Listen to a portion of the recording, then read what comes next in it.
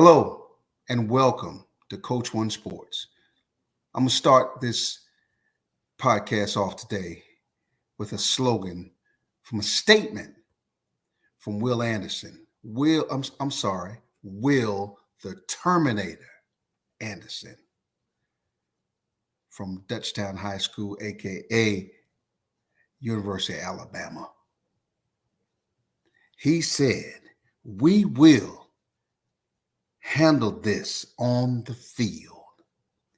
He's talking about Texas A&M back in late July at the SEC Media Day. He said it. I will repeat it. It's got a lot of weight to it. We will handle this on the field. Hello, yours truly, Coach Bull Jones, here with you again. We're going to talk some football. So if you enjoy the show, make sure that you like, share, and more importantly, comment and also subscribe.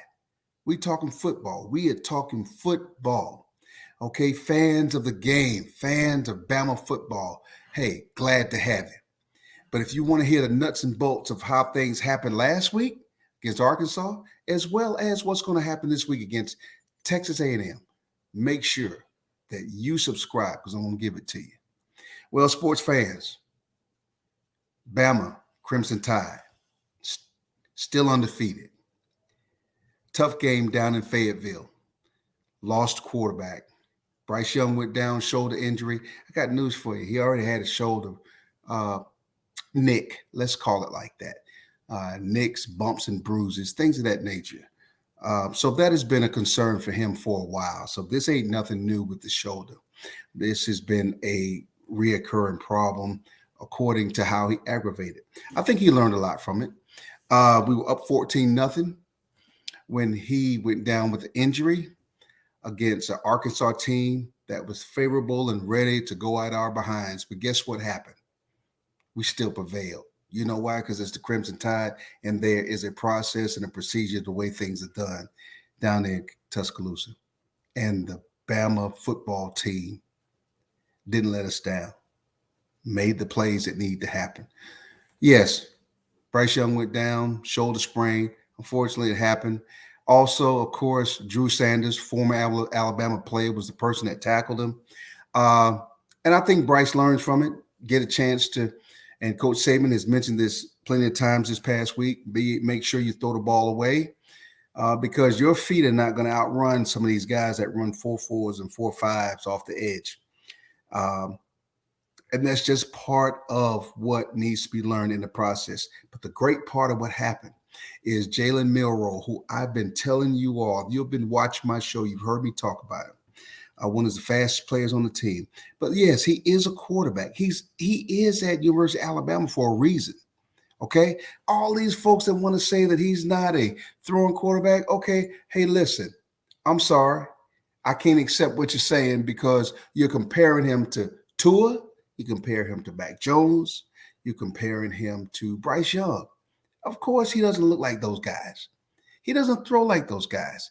He doesn't have the mechanic of those guys. But there's something about him that Coach Saban and his staff decided that he needed to be part of Alabama football. And he proved it, okay?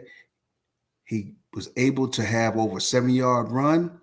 Actually, he threw a quick screen pass to start, when he came in later on in the game and able to help Bama get down inside the red zone, inside the 5-yard line, able to make things happen. And also he scored.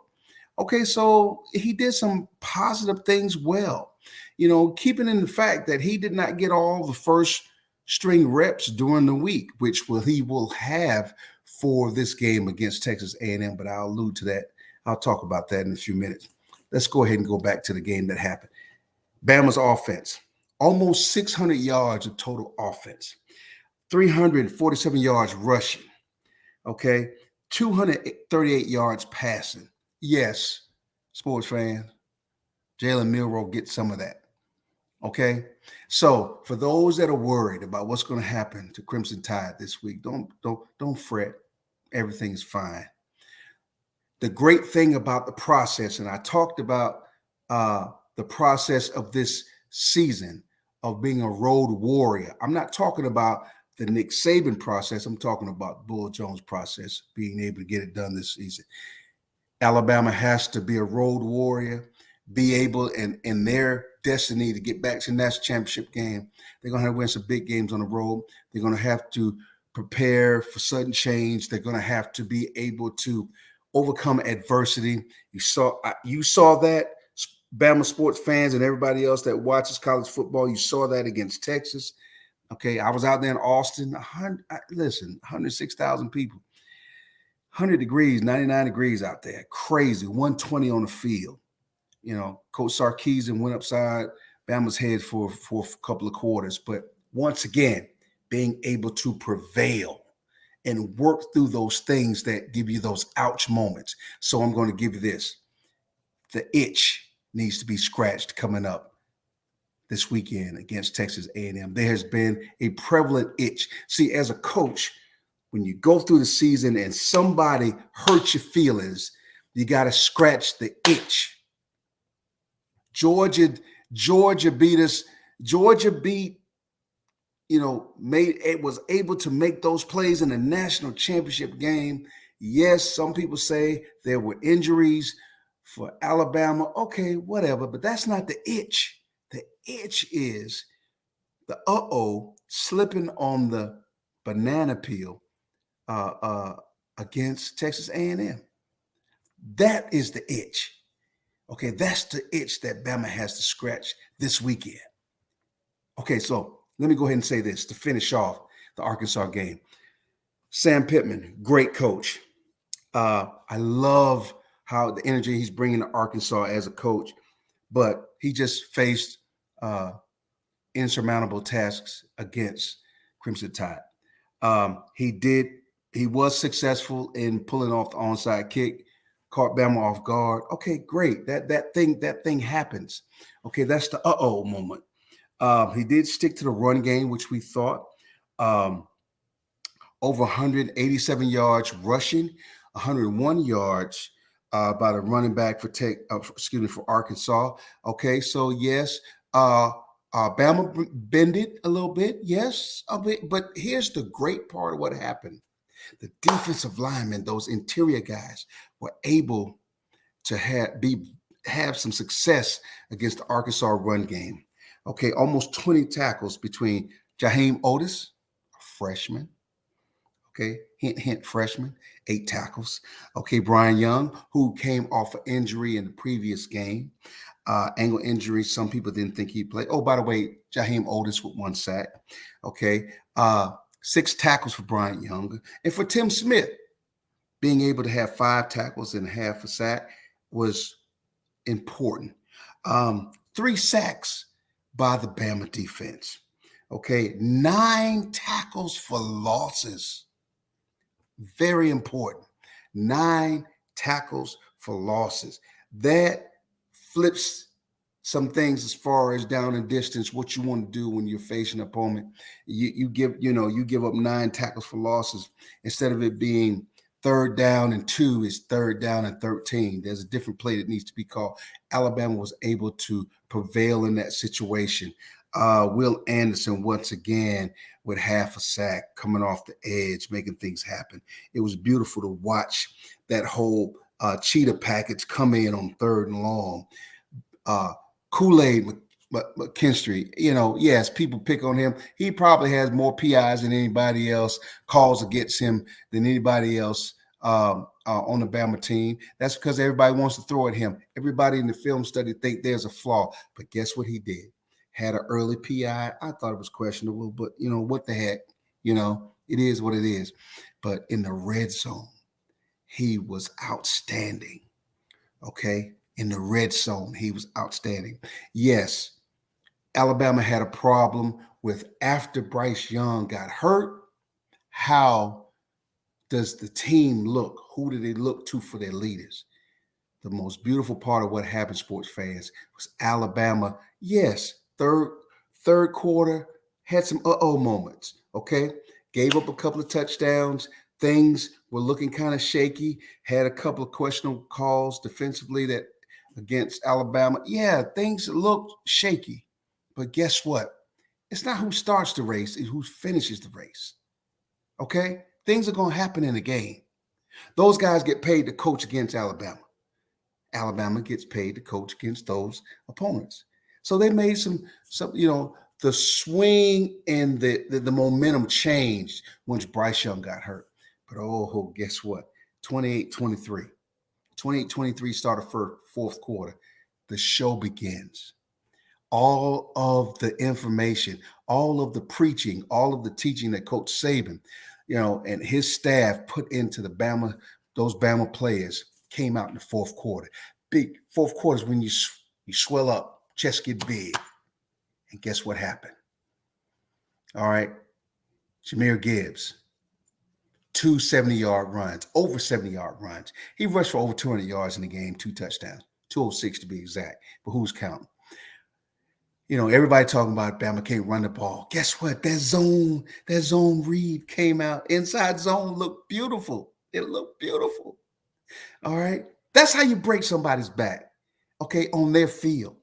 Okay. Everybody worried about, okay, let's pressure Jalen Milroe. Let's make him throw the ball. Yeah. He didn't have to throw the ball.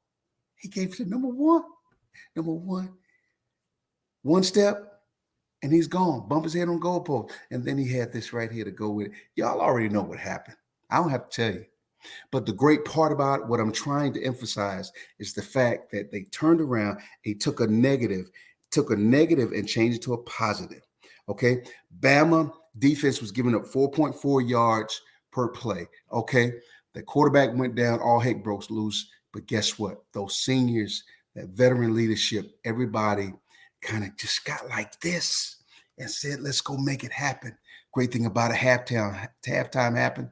Bama comes out and they make it happen. Fourth quarter, that fourth quarter drill. Y'all already know. If y'all believe in the Crimson Tide, y'all know what that's about. Arkansas had over 300 yards, total offense, 377 to be exact. But guess what? The scoreboard says something different. Bama wins, okay? Wins big. Okay, so guess what? Now we got the muscle game. Will Anderson already said it, the Terminator.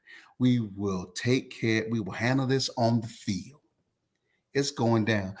Hey, listen, you already know. Alabama is waiting for this game. Alabama's waiting for a chance. Okay, yes. The L happened last year. That was last year. 365, whatever days ago. Okay, so now Max Johnson for Texas A&M is banged up. Don't know if he's going to play or not. It doesn't really matter if he plays or not. Okay, Haynes King came in the game last week for Texas A&M and, did the best he could. A quarterback for the Texas A&M team. They had a dogfight last year, and they came out on the short end of it against Mississippi State. Now, I'm not comparing the two teams because there is no comparison. But what I am saying is this weekend, I don't want to use the corny phrase personal. That's not what it's about. Okay? The leader of the defense, the leader of the team for Alabama has already said what's going to happen. See, there's an itch.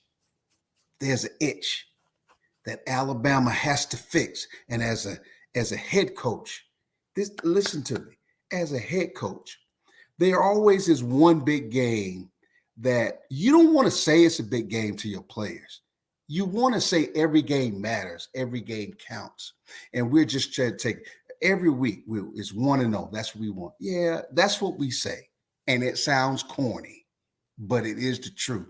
However, in the back of your mind, you say, there's an itch that needs to be scratched.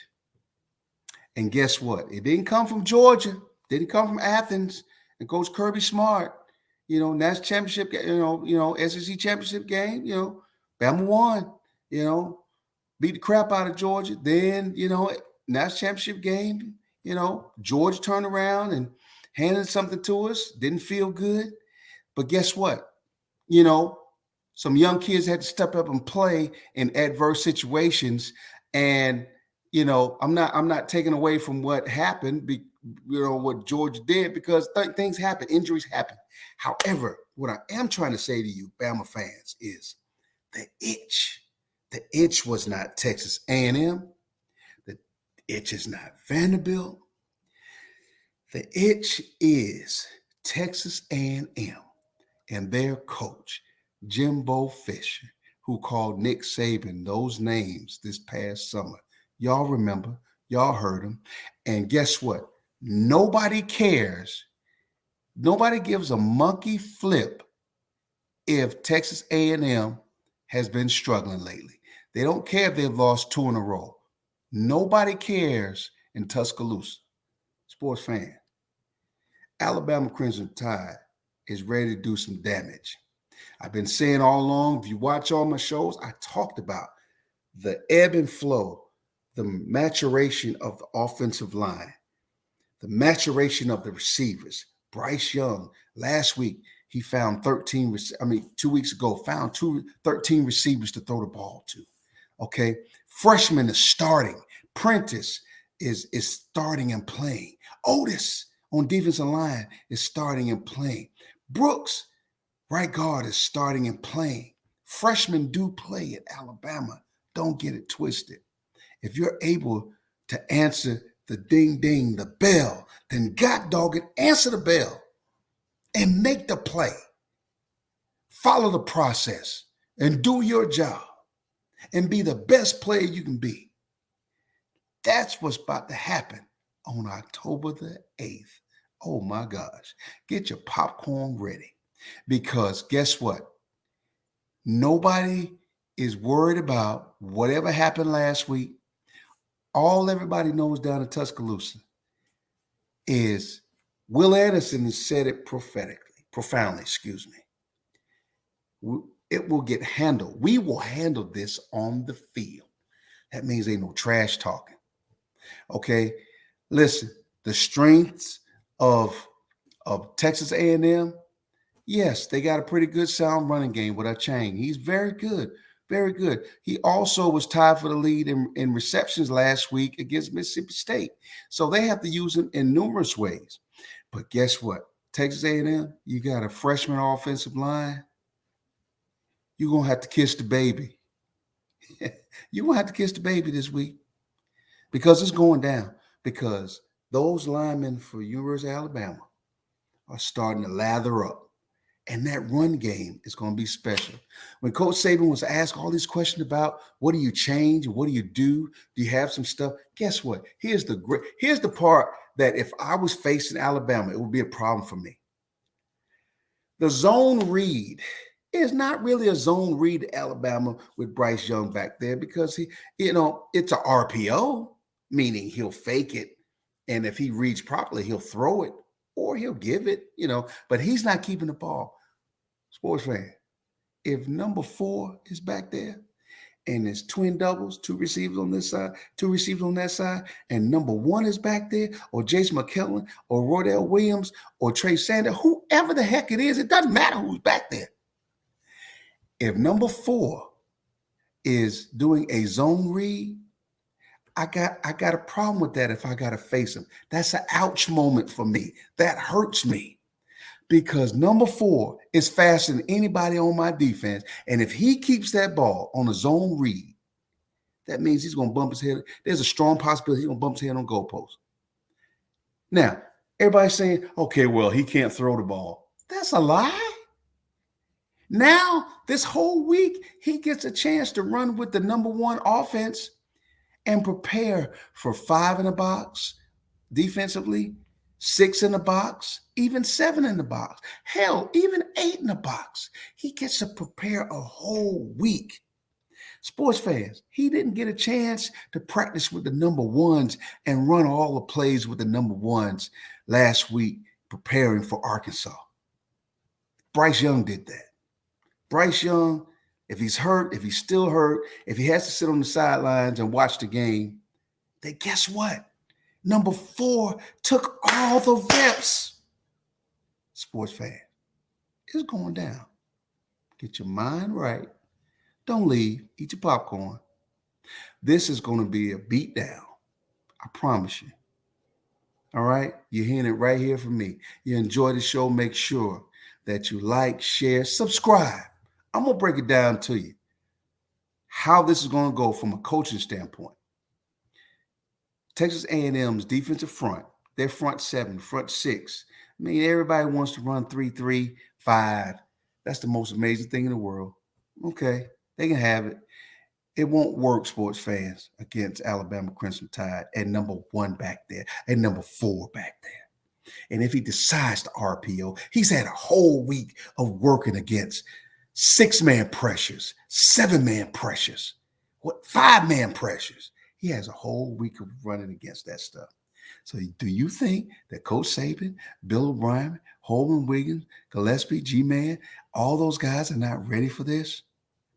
They prepared for sudden change. They prepared for whatever's going to happen. It's going to be a great game. I'm going to go ahead and give you the score. Bama's going to score over 40 points, and Texas A&M might score 14. That's it. Because you still got to deal with them dudes coming off the edge. 31-15. And mama, they're going to say, there go that man again. Because it's going down. Malachi Branch should be back. Okay, Brian Branch be back off injury. Sports fans, Bama be ready. It doesn't matter who the quarterback is. Hell, put Ty Simpson in. He can throw it. But if number 4 is in the game, there's a crazy problem for whoever they're facing, which in this case will be Texas A&M Aggies. It's going down. Texas A&M will take your 3rd loss. Hey, if you enjoyed the show, thank you. Make sure you comment. I do respond. Make sure you share. Make sure you like. But more importantly, subscribe. I enjoyed it. Once again, yours truly, Coach Kevin Bull Jones, Coach One Sports. Enjoyed talking to you. Once again, we'll see you later. Roll Tide. Enjoyed the show. Make sure, let's get ready for next week. And hey, sports fans, understand it's going to get taken care of. As Will the Terminator Anderson said, it's going to get taken care of on the field.